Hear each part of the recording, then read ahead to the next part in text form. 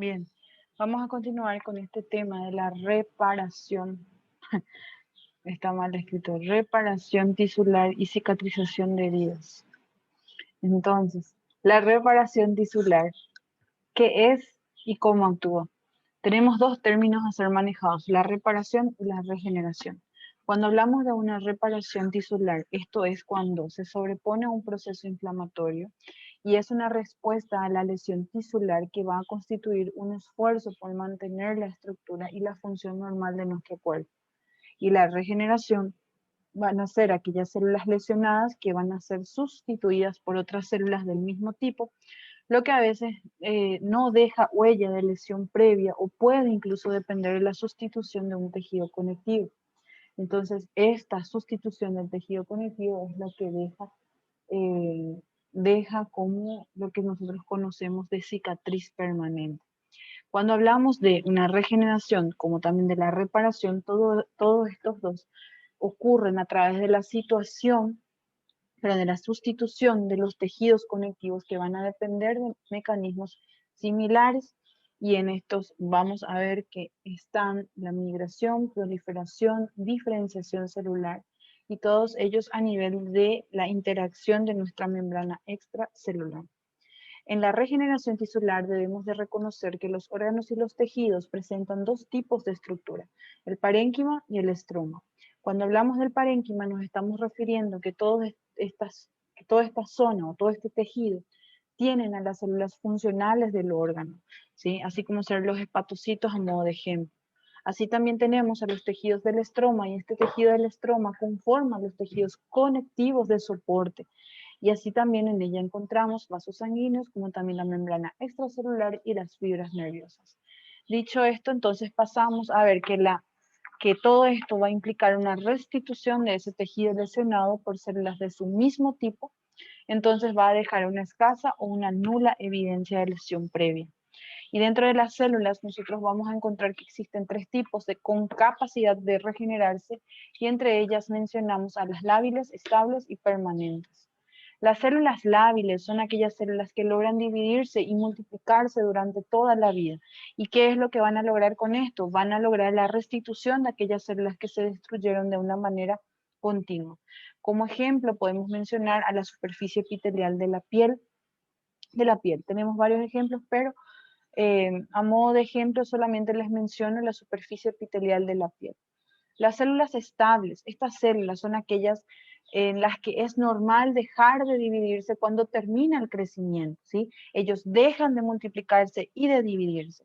Estas son capaces de regenerarse cuando se los confronta frente a un estímulo apropiado. Hablamos entonces de una reconstitución o de una reconstitución de un tejido original. Por ejemplo, tenemos a las células parenquimatosas del hígado o también las células del riñón. Cuando hablamos de las células permanentes, hablamos de estas células que son conocidas como fijas. Ellas no pueden sufrir división mitótica y entre ellas uno de los ejemplos son las neuronas y también las células del músculo esquelético. Ellas no se regeneran una vez que se destruyen, ellas son sustituidas por un tejido cicatricial fibroso que va a carecer de características funcionales. Así pasamos a la reparación con un tejido fibroso. Esto se debe a una lesión intensa o persistente con daño tanto en célula parenquimatosa como también en la membrana extracelular, y esto determina la situación en la que la reparación no puede lograrse tan solo con la regeneración. Entonces, la reparación se da mediante la restitución con un tejido conectivo, un proceso que va a implicar generación de tejido de granulación, como también esto va a llevar a la formación de la cicatriz. Ahora bien, hablando del tejido de granulación, este es un tejido conectivo húmedo de un color rojo brillante que va a contener capilares de formación reciente, fibroblastos en proliferación, células inflamatorias residuales. Cuando hablamos de que hay crecimiento de capilares nuevos, a esto lo conocemos como la angiogénesis. También tenemos los fibroblastos en proliferación y a esto lo conocemos como fibrogénesis.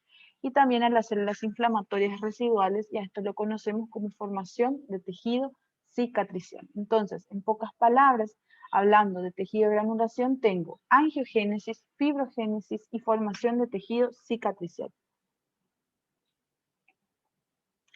Cuando mencionamos a la angiogénesis, vamos a hablar de que aquí hay una generación y un brote de nuevos vasos, ¿sí? De nuevos vasos sanguíneos. Estos brotes suelen sobresalir en la superficie de la herida como gránulos rojos diminutos. Y finalmente, parte de ese lecho capilar nuevo se diferencian para poder llegar a formar las arteriolas y también las venas. Cuando hablamos de la fibrogénesis, esto habla de los fibroblastos que son activados y empiezan a secretar componentes a nivel de la membrana extracelular, y entre esos componentes mencionamos a la fibronectina, ácido hialurónico, proteoglucanos y también el colágeno. La fibronectina y el ácido hialurónico son los primeros que se van a depositar a nivel de nuestra herida para la cicatrización, y los proteoglucanos van a aparecer tiempo después, y esto se va a empezar a acumular, y es esto lo que va a llevar a ese edema de la herida. El inicio de la síntesis de colágeno va a depender justamente de la liberación de estas sustancias en la fibrogénesis. Y en la formación de esa cicatriz, esto va a depender de un bastidor de vasos nuevos, ¿sí? La angiogénesis, y también de la membrana extracelular que se encuentre laxa con el tejido de granulación. Entonces, esto se va a deber por dos procesos o dos fases. La primera, la emigración y la proliferación de los fibroblastos hacia el sitio de la lesión, y la segunda, los depósitos de la membrana extracelular por la actividad de estas células. Entonces, al tiempo que esa cicatrización va avanzando, el número de fibroblastos y el número de los vasos nuevos en proliferación van a empezar a disminuir. Vuelvo a repetir, se aumenta, avanza la cicatrización, pero empieza a disminuir los fibroblastos y también la angiogénesis. Entonces, aumentan esto la síntesis y el depósito de nuestro colágeno. Entonces, cuando yo tengo aumentada la síntesis de colágeno, esto va a causar que empiece a haber lo que se conoce como la resistencia en la zona de esa herida. Entonces, a eso lo podemos encerrar como en una palabra de andamiaje, todo ese soporte del cual estamos hablando. Ese andamiaje de tejido de granulación se va a convertir en lo que nosotros conocemos como la cicatriz, y ella va a estar compuesta por los fibroblastos muy inactivos en forma usada, fibras densas de colágeno, fragmentos de tejido elástico y otros componentes de nuestra membrana extracelular. Al tiempo que esta cicatriz madura, la degeneración vascular va a terminar por transformarse en un tejido de granulación con gran vascularidad, en una cicatriz pálida y una gran parte avascular. Dato de valor, avascular. La regulación de este proceso de cicatrización se regula por justamente las acciones de los mediadores químicos como también de los factores de crecimiento, y todo esto van a mediarse por el proceso de organización de interacciones a nivel de nuestra matriz extracelular y las células. ¿Quiénes son los que van a ser los mediadores químicos y los factores de crecimiento? Entre ellos vamos a ver que se van a empezar a liberar de una manera ordenada muchas células que van a participar en esa regeneración y en su proceso. ¿Cuáles específicamente? Interleucinas, interferones, factor de necrosis tumoral alfa, derivados del ácido araquidónico. ¿Cuáles son los derivados que van a actuar del ácido araquidónico? Prostaglandina y leucotrieno. Así también todos ellos son los que participan en una respuesta inflamatoria. Los factores de crecimiento son moléculas que son similares a las hormonas, y ellas van a actuar de receptores específicos de la superficie celular para lograr controlar el proceso involucrado de reparación y cicatrización. Vuelvo a repetir, los factores de crecimiento van a actuar como unos receptores para poder ayudar en el proceso, controlar el proceso de reparación y cicatrización. Entre esos factores, ¿sí? Dentro de esos factores de crecimiento que controlan proliferación, diferenciación y metabolismo de las células durante el proceso de cicatriz de la herida, vamos a estar viendo que van incluso a ayudar en la regulación de ese proceso. Así también dentro de ellos vamos a ver que van a actuar quimioatrayentes, y esos son los neutrófilos, los monocitos, los fibroblastos, las células epiteliales, y todos ellos van a estimular de vuelta a la angiogénesis y contribuir a la regeneración de la membrana extracelular. Seguidamente vamos a hablar de la otra parte, que es la matriz extracelular, en el cual esta se va a secretar en el sitio y va a constituir justamente una red de espacio que va a circundar a las células tisulares. Primeramente, se los divide en tres componentes básicos. La primera, proteínas fibrosas estructurales. La segunda, geles hidratados. Y la tercera, la glucoproteína adhesiva. Cuando hablamos de proteínas fibrosas estructurales, hablamos de las fibras de colágeno y también de la fibra de elastina. Y cuando hablamos de los geles hidratados, hablamos de los proteoglucanos y del ácido araquidónico, que va a permitir la resiliencia, como también la lubricación de la zona. Y cuando hablamos de glucoproteínas adhesivas, hablamos de la fibronectina y la laminina, que van a conectar a los elementos de la matriz entre sí con otras células. La membrana extracelular va a tener dos formas básicas, ¿sí? Esos eran componentes básicos, ahora hablamos de las formas básicas. Dentro de esas formas básicas tenemos a la membrana basal y a la matriz intersticial. La membrana basal va a circundar a las células epiteliales, endoteliales y también al músculo liso. Y así también la matriz intersticial se va a encontrar en los espacios entre las células en el tejido conectivo, entre el epitelio y las células de soporte de los vasos sanguíneos. Entonces, la membrana extracelular va a conferir una turgencia a mi tejido blando y una rigidez al hueso. Y así también esto va a proveer el sustrato necesario de adhesiones celulares, regulación del crecimiento, el movimiento, la diferenciación de las células que van a circundar a ese nivel, va a permitir el almacenamiento y presentación de moléculas reguladoras, y todas ellas van a controlar el proceso de la reparación. Cuando hablamos de que provee el andamiaje para la renovación tisular, hablamos de que a ese nivel las células de muchos tejidos van a ser capaces de regenerarse, y la lesión no siempre va a derivar de esa restauración de estructura normal, sino que también puede conservarse intacta. Entonces, va a haber una integridad de esa membrana basal subyacente que va a ser vital para que se pueda regenerar el tejido. Así también esa membrana basal se puede interrumpir por células que van a proliferar de una manera desordenada, lo que va a originar a tejidos desorganizados y no funcionales. Entonces, esa transición de tejido de granulación al tejido cicatricial va a implicar cambios en esa composición de la membrana extracelular, que va a ser el fundamental proceso de la cicatrización de la herida. Entonces, en ese proceso de transición con componentes de la membrana extracelular, van a ser degradados por enzimas, específicamente las proteasas, y estas van a secretarse en el sitio a partir de distintas células, como ser los fibroblastos, los macrófagos, neutrófilos, las células sinoviales y los epiteliales. Entonces, las colagenasas también van a empezar a actuar a este nivel y van a ser específicas, proteínas específicas de un número limitado de sitios. Así va a permitir conservarse la integridad estructural de la membrana extracelular al tiempo que la migración de aquellas células. Entonces,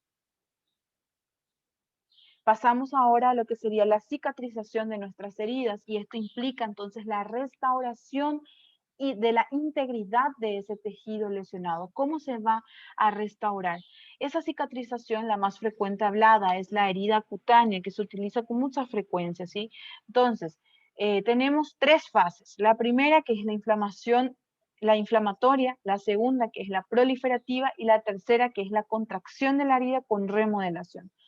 Todas ellas están mediadas por citocinas, como también por factores de crecimiento. En este vamos a observar que hay un objetivo principal, y ese objetivo es el proceso de la cicatrización. Y ese proceso de cicatrización es llenar una brecha generada por destrucción tisular, y con la idea de restauración de continuidad estructural de toda la parte lesionada. Entonces, aquí vamos a encontrar una cicatrización, pregunta de examen, por primera y por segunda intención. Cuando hablamos de la cicatrización por primera y por segunda intención, vamos a estar viendo que la primera intención, un ejemplo muy frecuente es la incisión quirúrgica suturada. Con el simple afrontamiento de los bordes, entonces tenemos la cicatriz por primera intención. En ella vamos a referir de que no hay pérdida tisular. Ya cuando pasamos a la segunda intención y podemos observar aquí en el gráfico, ¿sí? Aquí en el gráfico podemos ver justamente que sí hay compromiso del tejido tisular, o sea, yo puedo referir que la segunda intención depende justamente de esa pérdida tisular, y los ejemplos son las heridas mucho mayores, por ser quemaduras, heridas en superficies grandes, y todas ellas entonces tienen una importante pérdida de tejido, aparte de eso están contaminados y cicatrizan mediante una segunda intención. La cicatrización por segunda intención también tiene un proceso mucho más lento que la primera y así también da el origen a la formación de un mayor tejido cicatrizante. Y a tener en cuenta que una herida que pudo haberse cerrado por primera intención puede llegar a infectarse. Por ende, si esa herida se infecta, esto va a tener que cicatrizar por segunda intención, debido a que va a haber un compromiso o va a haber una pérdida tisular importante. Bien, hablábamos de que tenía 3 fases y una era la inflamatoria. ¿Qué pasa en la inflamatoria? Tiempo de inicio o de comienzo. Esto inicia en el momento de la lesión, ¿sí? Inicia en el momento de la lesión con la formación de un pequeño coágulo sanguíneo y la migración de los leucocitos fagocíticos hacia el lugar de la herida. Las primeras células en llegar, recuerden que 90 minutos tras haya ocurrido la lesión, van a estar llegando justamente los neutrófilos. Estos los van a ingerir y eliminar a las bacterias que se encuentren, al microorganismo que se encuentre en ese lugar. Ya después de las 24 horas, estos neutrófilos se van a unir a los macrófagos que van a seguir ingiriendo a esos detritos celulares y van a desempeñar el papel fundamental de la producción de los factores de crecimiento para la siguiente fase. Así también vamos a estar viendo que las heridas superficiales son pequeñas y el coágulo va a permitir un fluido y se va a convertir en una escara, ¿sí? Entonces, cuando tenemos heridas superficiales y esas heridas superficiales son pequeñas, los coágulos van a perder fluido y se van a convertir en una costra, ¿sí? O escara. Y esa costra va a ser dura y seca que va a proteger justamente el área. Otro dato importante es que si esa herida puede sanar en ausencia de neutrófilos, no va a poder cicatrizar. Entonces, si no están presentes los macrófagos, no va a haber ningún tipo de cicatrización. Recuerden, el primer caballito de batalla van a ser aquellos neutrófilos y luego se van a combinar con macrófagos. Y es necesario eso para que nosotros podamos lograr una cicatrización real. En la fase proliferativa vamos a estar viendo que ya hay una construcción del tejido nuevo para poder rellenar aquel espacio de esa herida. Entonces, ¿cuál es la célula clave a este nivel? En este nivel, la célula clave es el fibroblasto. Este fibroblasto es una célula de un tejido conectivo que va a sintetizar y secretar el colágeno, así los proteoglucanos como también las glucoproteínas, que se requieren para una cicatrización de la herida. Entonces, ¿qué va a hacer ese fibroblasto? Va a producir factores de crecimiento que van a inducir a la angiogénesis y también la proliferación y la migración de nuestras células endoteliales.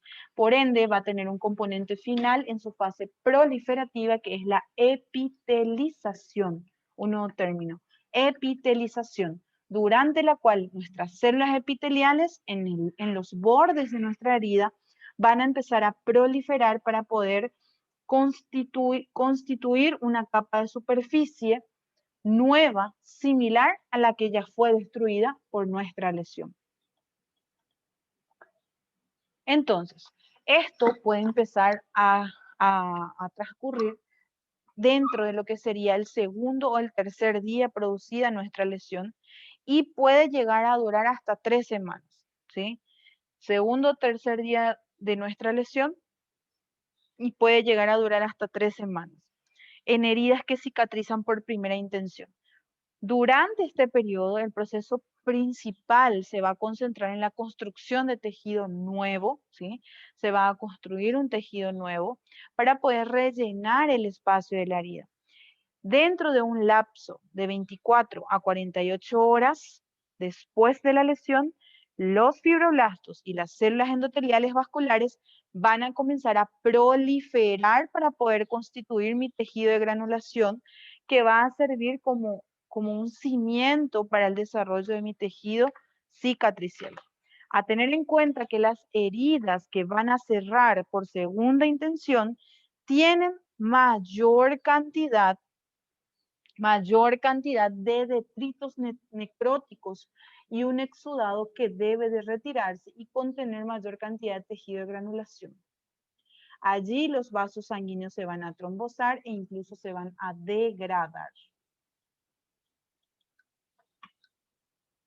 Cuando hablamos de la contracción de la herida y de la fase de remodelación, que sería la última parte, en ella vamos a ver que esta fase va a comenzar en el desarrollo de la cicatriz fibrosa alrededor de las 3 semanas después de la lesión. Después de 3, bueno, inició la lesión y después de 3 semanas recién va a ocurrir esta cicatriz fibrosa.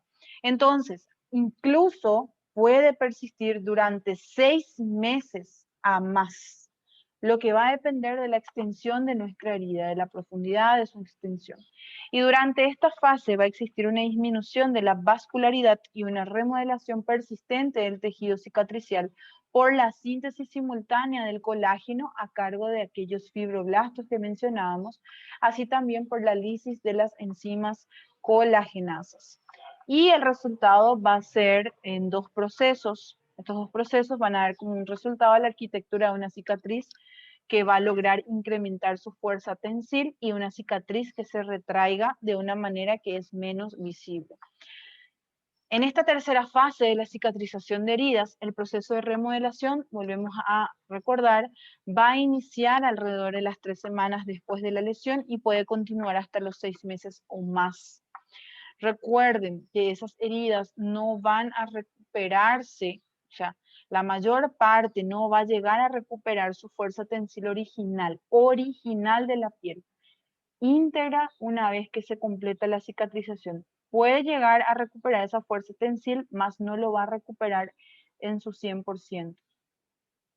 Hablamos de algunos porcentajes y entre ellos podemos mencionar que tras la cirugía va a poder recuperar un 70% la fuerza tensil de la piel conservada, en gran medida por la colocación de las suturas. Otro porcentaje aproximado, sí, la sutura se retira por lo general al final de la primera semana, su fuerza tensil de la herida se va a aproximar a un 10%. Y se va a incrementar con rapidez en un transcurso de 4 semanas siguientes y luego va a avanzar con más lentitud para alcanzar una meseta de entre 80% de la fuerza tensil de la piel íntegra al final de los 3 meses. Como se dan cuenta, podemos hablar de hasta un 80, 70, 80% hasta después de 3 meses la fuerza tensil. Cuando la lesión cierra por segunda intención, va a sufrir lo que es conocido como la contracción de la herida durante la fase proliferativa y de remodelación. Por ende, ¿qué es lo que va a ocurrir a este nivel? Va a haber una contracción de nuestro tejido cicatricial sobre las articulaciones, por ejemplo, y otras estructuras de nuestro cuerpo. ¿Y esto qué va a hacer? Va a limitar el movimiento y la generación y generar deformidad. Entonces, debido a esto, la pérdida de la elasticidad, el tejido cicatrizal se va a estirar y no va a poder recuperar su longitud original como lo hacía antes. Entonces, sí, va a recuperar, pero vuelvo a repetir, su fuerza tensil es la que no se va a recuperar en un 100%, más va a recuperar la piel. Y esto es lo que hace que tienda a formarse las queloides, las famosas conocidas como la cicatriz queloide. Pero así también habla nuestro libro, nuestra teoría, de que los afroamericanos, como también los afroamericanos tienen una base genética y es muy frecuente en ellos que ellos tengan a desarrollar las queloides en mucha frecuencia, específicamente. Pasamos ahora a los factores que van a afectar la cicatrización de las heridas. Y claro, son varios los factores que pueden llegar a afectar y estos son factores locales como también sistémicos. Y también depende de la causa que propicia esa anomalía en la cicatrización. Podemos mencionar entre ellas desnutrición, aportación deteriorada del flujo sanguíneo y de oxígeno, anomalías en la respuesta inflamatoria, anomalías en la respuesta inmunitaria, en las infecciones, dehiscencias de la herida, pueden ser cuerpos extraños, presencia de cuerpos extraños, o mismo la edad.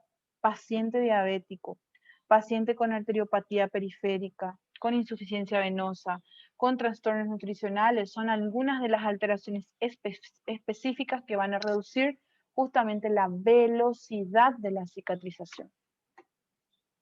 Dicho esto, entonces pasamos a hablar rápidamente de lo que sería la desnutrición. Recordar que toda herida depende de la presencia de las reservas adecuadas en equilibrio de lo que serían las proteínas, los carbohidratos, los lípidos, las vitaminas y sus minerales, ¿sí?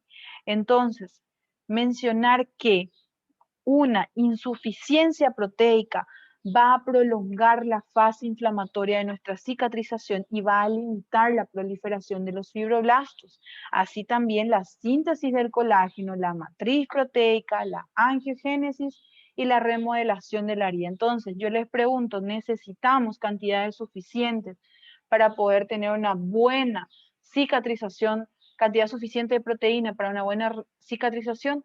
Sí necesitamos para que esa velocidad sea aún mayor y sea controlada. Sí o sí necesitamos. ¿Por qué? Porque todo lo que acabamos de citar es todo lo que ocurre justamente en nuestra cicatrización y como se dan cuenta si hay una insuficiencia proteica, todo esto no se va a estar generando. También necesitamos los carbohidratos como fuente de energía para aquellos leucocitos principalmente. Necesitamos a los lípidos. Ellos van a actuar a nivel de las membranas celulares, por ende son indispensables para que se puedan formar las nuevas células. Así también mencionábamos que necesitamos a las vitaminas, específicamente la vitamina A y la vitamina C son quienes desempeñan un papel fundamental en el proceso de la cicatrización. Hablamos de la vitamina C debido a que se requiere para la síntesis del colágeno. Así también ayuda a restaurar con rapidez nuestro proceso de cicatrización hasta llegar a la normalidad. Y también hablábamos de que la vitamina A debe de estimular y dar respaldo a esa epitelización para llegar a la formación de aquellos capilares y síntesis de colágeno. Entonces, principalmente nosotros necesitamos vitaminas A y vitamina C. También podemos mencionar que puede contribuir un complejo B debido a los cofactores. El agua, sí o sí, todas necesitan agua. Así también la vitamina K, que podría desempeñar un papel indirecto para la cicatriz en cuando hablamos de trastornos hemorragíparos. Así también los minerales. No se habla con mucha claridad de todos, pero sí de algunos, específicamente para poder permitir la función celular normal. Específicamente a quien quiero mencionar es al zinc, que es un cofactor para los sistemas enzimáticos responsables de la proliferación celular. Entonces, dentro de todos los minerales, me gustaría mencionar al más importante, que es el zinc. El flujo sanguíneo y la provisión del oxígeno. ¿De qué va a depender todo esto? Esto va a estar dependiendo de que este flujo sanguíneo justamente va a aportar los nutrientes necesarios. Así, entonces, para una cicatrización de la herida, no debe de estar comprometida justamente este flujo sanguíneo, no debe estar insuficiente. Entonces, enfermedades arteriales o patologías venosas son algunos que pueden causar una deficiente cicatrización, como ya lo estábamos mencionando. Seguidamente tenemos las anomalías de respuesta inflamatoria y también la inmunitaria, que también van a estar retrasando la velocidad de cicatrización y entre ellos mencionamos algunos trastornos de la función fagocítica, una patología que es la diabetes mellitus, y así también la administración terapéutica de fármacos corticosteroides. ¿Qué más les puedo decir?